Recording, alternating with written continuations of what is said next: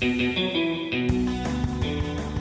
right, welcome to Dead Harvey. This is where we talk about everything indie horror. This is we want to talk about stuff that's coming out now about indie horror. We want to talk about what stuff that works for indie horror filmmakers. Our whole idea is to basically encourage indie horror filmmakers to make more stuff and then help them find audiences. So we talk about everything that's going on out there that we think influences them and can help them. So we're going to start as usual about a few things we found in the news. One, let's start off with remembering William Hurt. He passed away this last week before this, and he was in some pretty rad movies growing up. He's kind of died a little young here because I seem to remember him in movies recently. But for me, like I'll remember William Hurt the first time I saw him, and I think it was one of his first movies was Altered States. Yeah, I remember him first in Body Heat, but I remember him pretty well from Altered States also. And then yeah, that's definitely super because especially for that cover on the video box and the content about the that machine that he gets in, which makes him trip out all the time. Yeah, that one's very memorable. And then That was probably oh, Altered States. I'll just always remember. It's one of those movies yeah, that I think, like American Werewolf in London, is one that I'll always remember. Where the first time I saw it, and yeah, Altered States, it came out in 1980, and it was kind of the first. It was like about the, just like messed with my head as a kid mhm. about like, holy crap, there's weird things that can go out there. It was a total like mind fuck movie, right? And I actually looking at it, I think it was his first feature film. Yeah, probably was. And then he was also, of course, made like a bit of a comeback because he was General Ross in the Marvel movies.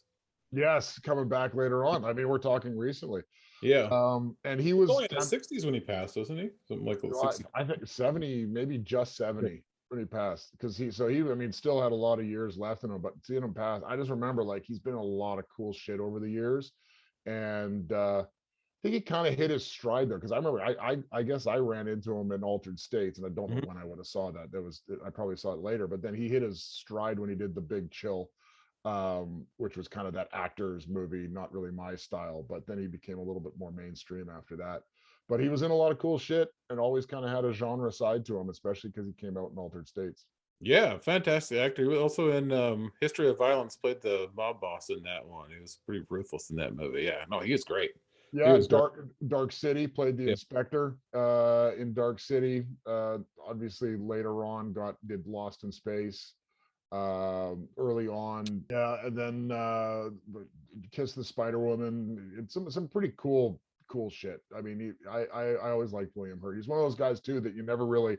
It wasn't like he was a like this oh my god actor that you knew it was him. He was just always there and always kind of did a good job, and you're like, oh, sure, he's just always kind of been Yeah. everything. So just good to note that he passed and he was a kind of in some cool shit. If you haven't seen Altered States, it's kind of the first of those mindfuck movies that I remember, and I think Yeah. it's worth checking out. Also in the news, it kind of came out that 2021 was the huge record year for streaming, which makes sense. The theaters closed down, but a lot of stuff moved to streaming, but it also is kind of redefining how it is. There's an article that was in IndieWire about it. We can post it into the show notes, but it's kind of you kind of feel when you're living through a massive shift, and it's just you see everything come out now, and it just really is. We're living through a massive shift. Streaming hits records highs last year, and I don't think it's turning back anytime. And it's a huge article on that. I think in my head, this is opening up a lot of opportunity for indie film because it's that long tail. It's like what Amazon did for a lot of books and a lot of other stuff, where it's like, hey, you don't have to be a blockbuster because you can just show up, and streaming is going to have that long tail where indie will find its audience. And I think this is a really good thing for indie film. Yeah, definitely. Definitely. Yeah. It did so well that it doesn't make me want to go to the theater that much anymore. Yeah, well, a lot of Because times too, shit's coming out soon enough on streaming, and hey, Mhm. everyone's got a big screen TV, and you don't have to leave. You can have your own beer at home, and I mean, it is what it is. But it's Well, that's another thing too. We have a theater where they do concessions, and it took them like 2 years before they got like the liquor concessions for it. But then if you get a beer there at the theater, because they got to make up most of their money in concessions. So when you buy drinks from them, you're looking at like $10 for a beer. Oh, it's like going to like a football game and paying those prices for it. It's well, just that's yeah. where going to the theater is going, or already Mhm. is. Like we were Yeah. talking about last week about the Batman.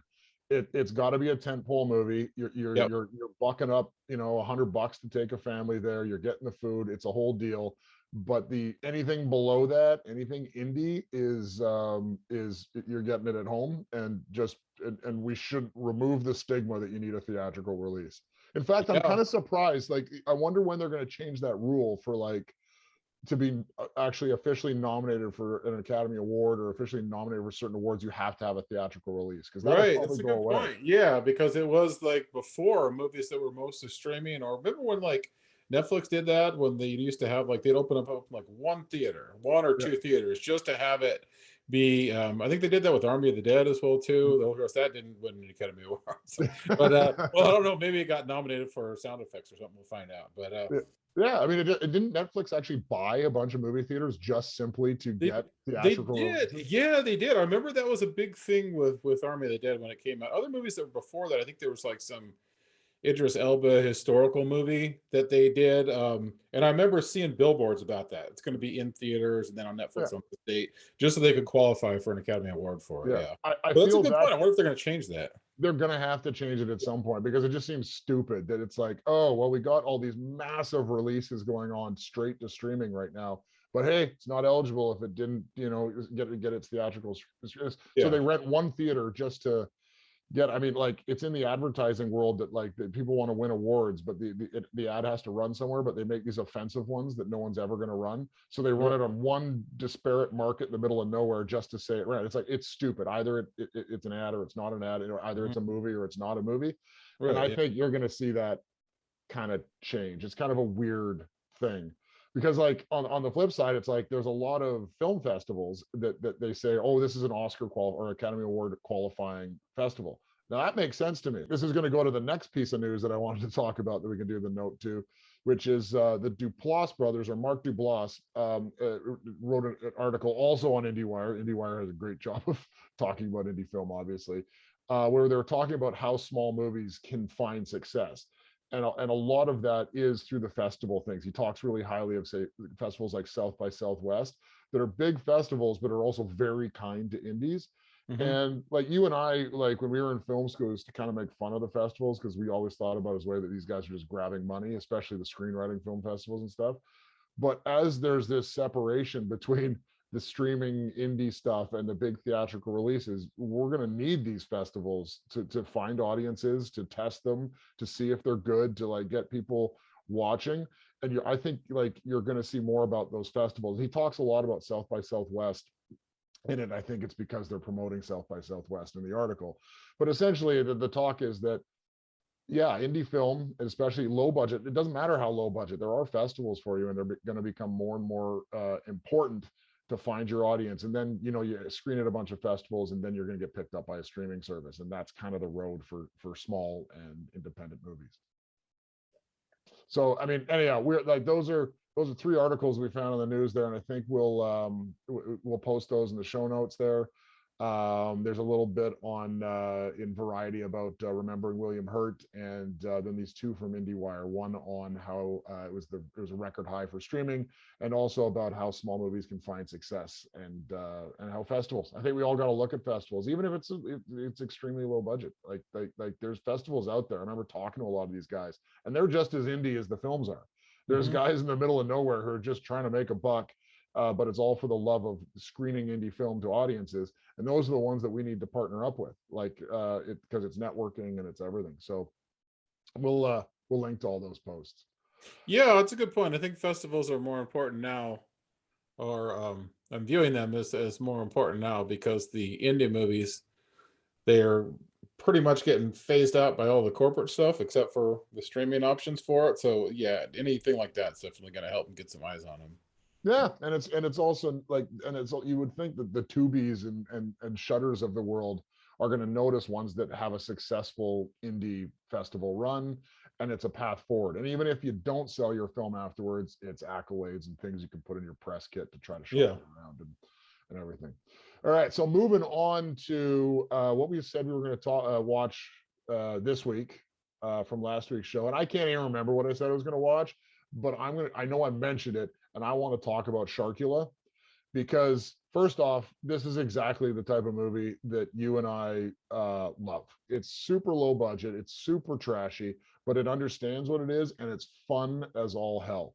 So instead of talking about the movie, which is exactly what you think it is, it's a low budget shark horror that where there's a Dracula, there's a vampire Mm-hmm. that summons Sharkula to haunt a small town. Yes. But in reading about it, because we had mentioned another movie, and I didn't actually make the connection at the time because we were talking about Amityville in space, Yeah.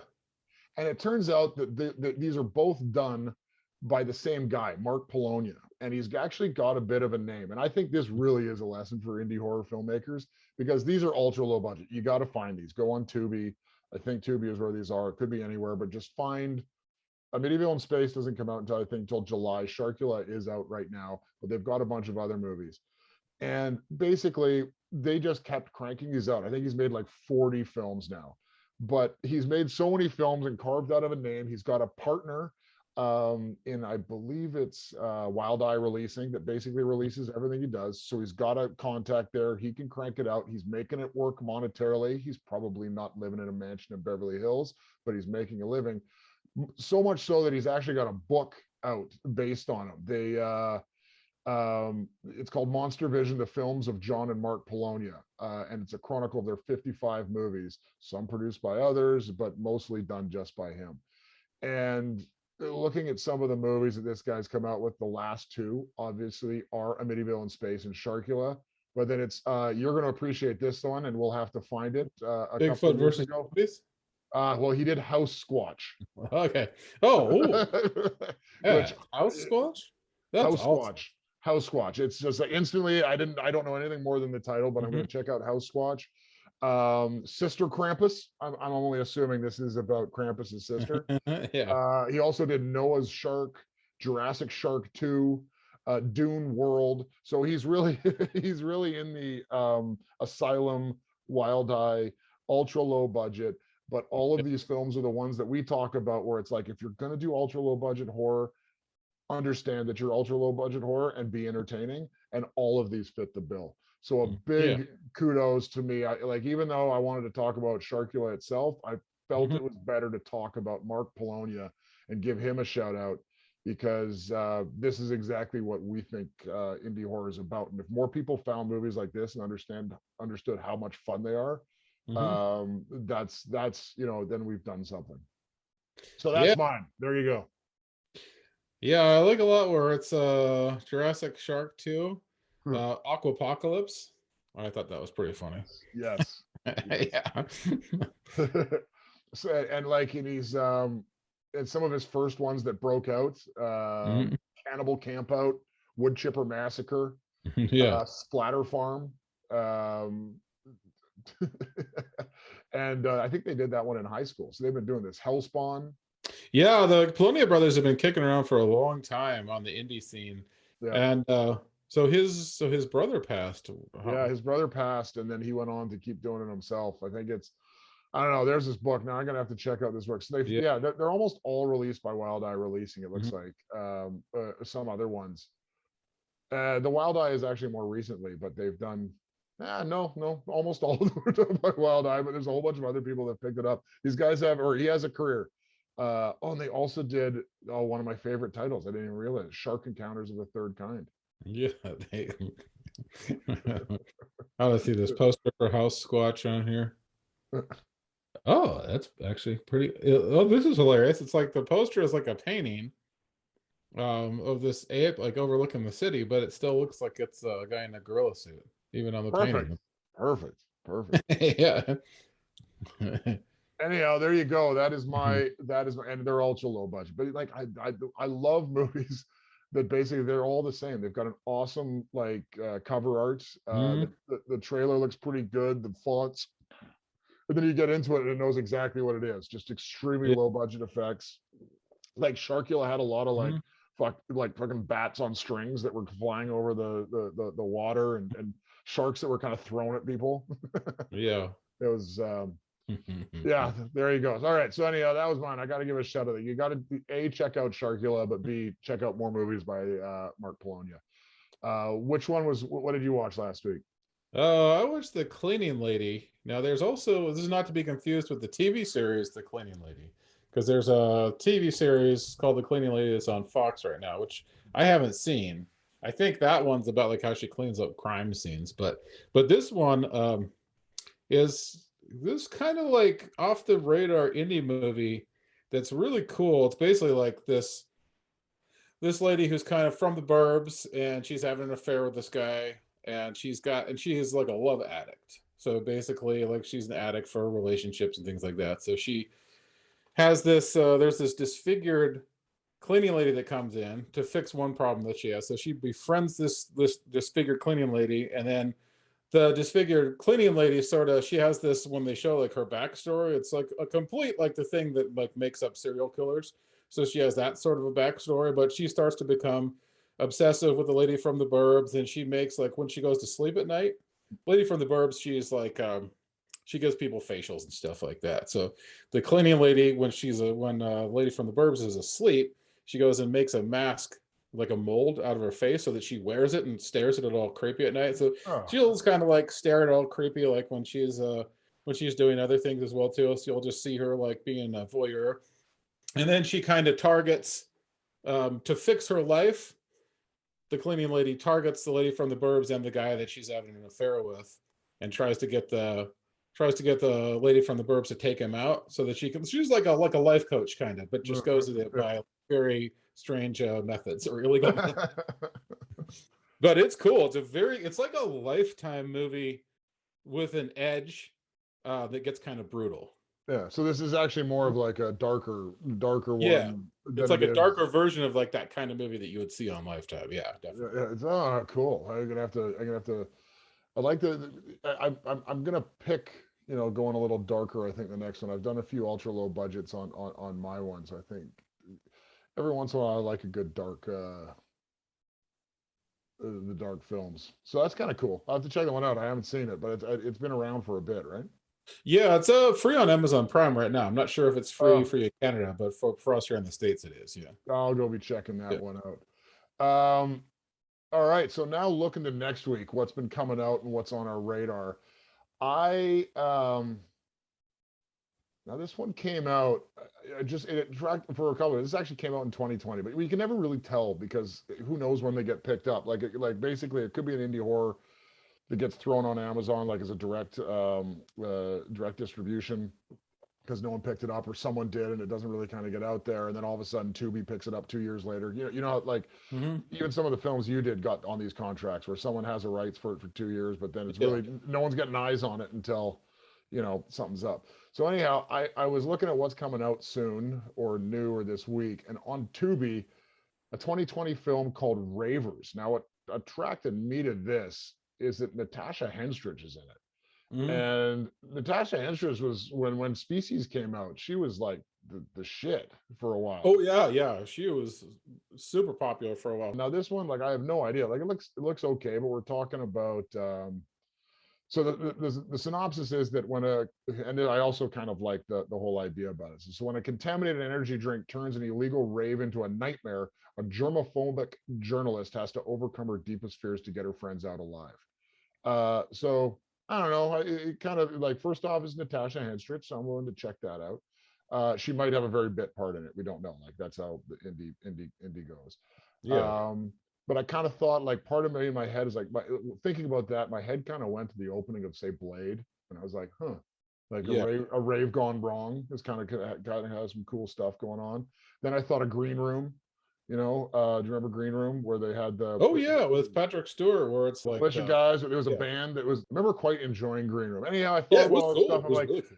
Yeah. it's always a good setting, and it kind of is like because chances are it's all going to have one setting. They're going to be in one big room where there was a rave, and they've got to get out, which is always great for low budget films. So anyhow, I was like, yeah, let's check it out. So anyhow, Ravers, Natasha Henstridge on Tubi is what I'll be checking out next week. Nice, excellent. And I will be checking out a movie called The Special. Here's the IMDb definition of this. Suspecting his wife of infidelity, Jerry follows his friend down a dark rabbit hole into a horror landscape of addiction. So The Special is basically a movie about a guy who cheats on his wife in a very strange circumstance that's as bizarre as the movie is. So I'll go into details on that when I Oh, so read. we're looking at a bizarre movie here. Yeah, real out there movie. Real Real out out. there. Yeah. Yeah. What movie did I just see recently that was out there? And I was kind of like, that's another kind of sub thing that you're going to lure me in every once in a while if the concept's weird. And it was one where it had, it was on Amazon. It's free. It was like where they go house hunting and then the guy just leaves and it turns out it's aliens trying to sell them houses and they're trapped in that Oh, development. I know what you're talking about. Is a picture It's a of it weird have like word. a guy like with a realtor sign out in front of the house, And it's and it's greenhouses that go on forever. oh, And I watched it. And I'm like, this is the are you strangest talking about fucking like Vivarium or something? Vivarium. Yeah, it's called like Yeah, that was a cool movie. Actually, it reminded me of like a Twilight Zone episode. It reminded me of yeah, it was similar to that movie The Room, kind of the way that it was set up. yeah, About like these people, like this utopia that they're going for, and everything sort of like falls apart, and it's almost kind of like this cult mentality of this place that has all yeah. these And you're homes that just look the same and go on forever, and they get stuck in a maze on them. Yeah. and 75% of the Mhm. movie, or 80, fuck it, 95% of the movie, you're like, what in the hell is going on here? And Yeah. then it has the reveal at the end of like, oh no, this is their weren't they aliens? They were aliens that were trying to breed humans or something Yeah, like that'll that. be a good one to kind of dissect and go over again. But it reminded me of The Room, like in The Room, like where the guy has to like kill himself, basically. Yeah, It's the same thing with that one where it's like, yeah, they're having to kill these people that are there and like take over their forms, and they have to yeah, bury them in the yard yeah. out there. Yeah, yeah. Yeah, it was a cool movie. Like, man, and it was basically the out there concept is what dragged me into Yeah, it. I liked. I actually liked that one a lot too, just because it was so freaking off the wall, and it had Jesse Eisenberg and Yeah, Imogen yeah, Poots. Yeah, yeah, that was a cool yeah. one. I like that one. Yeah, I'll tell you what. My last note on what's out there right now. And this is not a horror film at all, but I love the concept of it, and I wish Mhm. there was a horror version. Amazon has an original called Upload. I think we talked about it I heard before. that was really good. Yeah, it's a Yeah, series, right? essentially what happens is that when you die, right Mhm. before you die, you can upload your consciousness into Yeah. the cloud. But what happens is once you're there, now you're there forever, and it's wealthy people are the ones that can upload their conscious. Mhm. But there's these like call centers of people that deal with you, like live people are in call centers, so and they're kind of dealing with, oh yes sir, how can I do to help you, and then they can appear into that world, like as a, but they're not actually. So one's actually uploaded in there, one's real, and it's an avatar in there, Mhm. and it's a comedy, and it's pretty funny. They just came out with a new season a couple days ago. um, but I'm like, there's a horror version of this of uploading your Oh consciousness. yeah, and I think well, there's one right now that's on Apple TV that Ben Stiller directed, and it's called Severance or something like that. Heard about that. Yeah, and it's like when you're at a place, but I think you're there like virtually, and they do a thing to kind of erase your memories, like your bad memories of the place or anything like that. So you'll fall in line to be the perfect worker, something along those lines. But kind of reminds me of that a little bit. Actually, hell, there's a play on this, by the way, that's essentially a spin on the Nightmare on Elm Street thing. Like there should be a horror thing that's basically with the metaverse and virtual reality Right. and everything. Mhm. There should be something that's like, hey, you go into the metaverse and it's supposed to be, hey, it's harmless because it's all taking place there, but shit that happens in there all of a sudden comes to real life. Or And I've start seen seeing stuff like that pop up. Yeah. and I've seen people play with that concept. There's that show called Evil that had it where the kids get the VR Mhm. and so they're playing a horror game into it, but it turns out that when they take it off, it's still there. Yeah. Yeah. Actually, that was an award-winning show that got like Emmys and stuff like that, but it's actually pretty good. Oh, Evil. that's the one with Mike Coulter, right? The one that's kind of Yeah, like yeah, the files. Yeah. Yeah. yeah. Okay. It's actually kind of a cool concept, but they Yeah. try to make it almost procedural, like so Yeah. Yeah. it's pretty good. Anyhow, that's us going on long enough. That's all we got for this week. So we got a couple more things to watch for next week. Yeah, that's all I got. Anything else? Well, that'll do it. We'll see you next week for more weird stuff.